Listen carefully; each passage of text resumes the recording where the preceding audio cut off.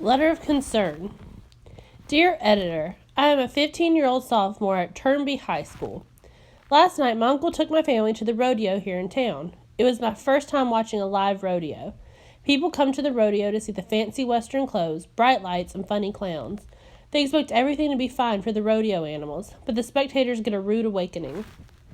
As we walked through the pens, looking at the animals before the show, I saw cows with leather contraptions around their heads and horns, as if they had toothaches.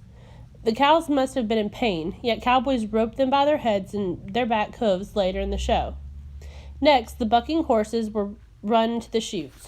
One cowboy used an electric prod to shock the horses that apparently weren't moving fast enough for him. The men then put a leather belt around the flank of each horse and cinched it as tight as possible to make the horse buck. A cowboy would then mount the horse, ride it out of the chute, and spur the animal as hard as he could to make it buck. I know the horses wouldn't buck at all without that kind of cruelty. These animals are being exploited and treated cruelly. There must be a way to stop the sport of rodeo. Animals should be allowed to graze freely on pastures and do what they want to do every day. People are supposed to take care of animals and not use or abuse them. Sincerely, Ann Newton.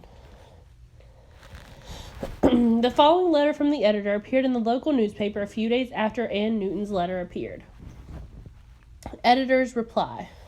Dear Ann, thanks for your letter. You seem to be a caring individual who wants the best for animals, and for that I applaud you. Your concerns have caused quite a commotion in our community and have prompted me to respond with my findings. I have always been a fan of the sport of rodeo, but I cannot accept the inhumane treatment of animals. The night after we received your letter, I attended the same Pro Rodeo Cowboy Association, PRCA, rodeo in our community to see things for myself. One of the first things to look for in animal abuse situations is inadequate food and water, or marks of abuse on the animal's bodies. Every animal I saw was plump and healthy, a sign that the animals received plenty of food and water. I even witnessed a veterinarian doctoring a small cut on a bucking horse, and saw the rodeo contractor pull the same horse from the lineup because of the cut. I also saw cows wearing the toothache headgear that you described. When I asked the rodeo contractor about the contraptions, he explained that the leather straps are used to keep the heads and horns of the steers from being hurt by the cowboys' ropes. So while the contraptions may be upsetting to onlookers, the gear actually protects the animals from the rope burns. While interviewing the local veterinarian, I learned that rodeo livestock live long, healthy lives. The average age of a bucking horse in rodeos is 20 years, and many bulls are still actively bucking at the age of 15. The veterinarian attributed the animals' long lives to the good care that they receive and to the fact that the average bucking horse or bull works less than 5 minutes per year in the arena. I inquired about the flank straps that you saw being put on the horses, and I learned that those straps are fleece-lined. Also, they are never tightened more than you would tighten your belt. The straps do tickle this normally delicate area on the animals, but if the straps were too tight, the animals would refuse to move and much less buck. The PRCA prohibits the use of electric prods in bull riding without exception. In bronco riding and bareback riding, prods are used only with animals that are known to stall in the chute. You did see a prod when you attended the rodeo, but there were no batteries in it. The rodeo contractor doesn't allow the batteries to be used. This is a personal rule of this contractor. Other contractors might have different rules. When I asked the contractor why an inoperable prod is used, he explained that an animal known to stall will usually move the mere side of a prod. My last concern was the spurring of the animals. Each cowboy does wear spurs, but after close examination, I found that the spurs were not sharpened and that the rowel would spin. The cowboys I interviewed explained that the raking motion that riders use with their spurs from the tip of the horse's shoulder to the middle of its rib section actually gives the horse an advantage in unseating the rider. Just to be sure, I looked carefully at all the bucking stock and did not see any evidence of spur marks, old or new. Many of the people I met in the rodeo business said that the animals love what they do. I found this difficult to believe until 2 horses were turned loose without a flank strap or a rider. Both horses bucked all the way down the arena. The bucking appeared to be natural play for them. There was nothing to fear, and the horses did seem to be enjoying themselves. These horses are bred to buck, and they come from a breed of horses that could not be ridden otherwise. In fact, without the sport of rodeo, many of these animals would have been slaughtered. The sport of rodeo ensures that these horses will live long and productive lives. I hope I've addressed your concerns.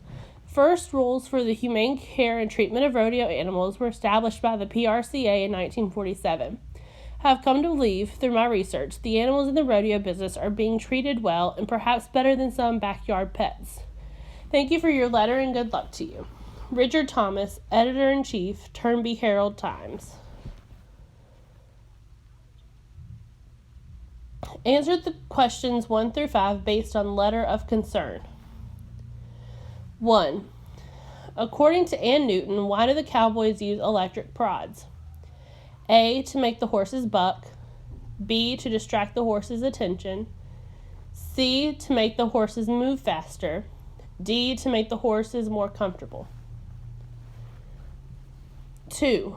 Why was Ann Newton shocked by the treatment of the animals at the rodeo? A. She had never attended a rodeo before. B. She believed animals should be set free. C. She knew how animals were treated at other events. D. She had participated in rodeos when she was younger. 3. Which word best describes the tone of Ann's letter? A. Complimentary. B. Embarrassed. C. Indignant. D. Mischievous.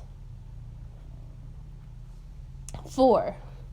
Which sentence from this letter best expresses why Ann thinks the sport of rodeo should be stopped? A. People come to the rodeo to see the fancy western clothes, bright lights, and funny clowns.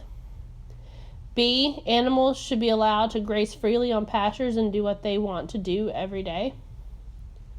C. I saw cows with leather contraptions around their heads and horns as if they had toothaches. D. The men then put a leather belt around the flank of each horse and cinched it as tight as possible to make the horses buck. 5. Which phrase in Ann Newton's letter means the same as big surprise? A. Rude awakening. B. That kind of cruelty. C. Leather contraptions. D. As if they had toothaches. Answer questions 6 through 9 based on editor's reply. 6. What did Richard Thomas learn in his interview with a local veterinarian? A. Rodeos are a means of play for bucking horses. B. Rodeo animals live long lives because they receive special care. C. Spurring does not hurt animals and does not leave marks on their skins. D. Some horses are born to buck and would be slaughtered if they weren't in the rodeo. 7. Which sentence from the editor's letter shows that he took Ann Newton's concerns about the rodeo animals seriously? A. The PRCA prohibits the use of electric prods in bull riding without exception. B. One of the first things to look for in an animal abuse situation is inadequate food and water. C. The first rules for the humane care and treatment of rodeo animals were established by the PRCA in 1947. D. I attended the same Pro-Rodeo Cowboy Association, PRCA, rodeo in our community to see things for myself. 8. How did Richard Thomas organize most of his letter? A. By explaining the events of the rodeo in order that they happened. B. By responding to each of Ann Newton's concerns in separate paragraphs. C. By explaining the origin of the PRCA and its work to protect rodeo animals.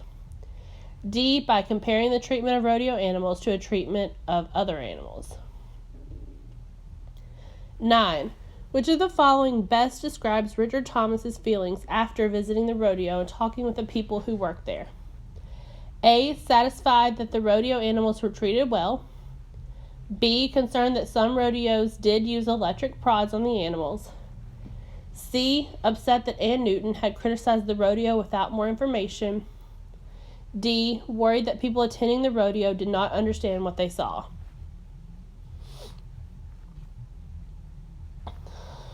Answer questions 10 through 12 based on both letter of concern and editor's reply. 10. Which statement applies to both writers of these letters? A. Both writers are frequent visitors at the rodeo. B. Both writers are opposed to the equipment used in rodeos. C. Both writers are too emotional about the treatment of rodeo animals. D. Both writers are genuinely concerned about the treatment of rodeo animals. 11. Anne Newton seems to base her conclusions about the treatment of rodeo animals on her observations. On what does Richard Thomas seem to base his conclusions? A. Information he learned from Anne Newton's letter. B. His previous experiences when attending a rodeo. C. What he had read about rodeos and rodeo animals. D. His own observations and interviews with animal experts. 12. What can the reader conclude after reading Anne Newton's and Richard Thomas's letters? A. Both Anne Newton and Richard Thomas are correct in their interpretations of their observations. B. Anne's interpretation of her observations is correct and Richard Thomas is merely trying to calm the public outcry. C. Richard Thomas writes a response to Anne's letter to prove that Anne is merely trying to cause conflict at the rodeo. D. Anne is sincere in her belief that rodeo animals are treated cruelly, but according to Richard Thomas, her conclusions are incorrect.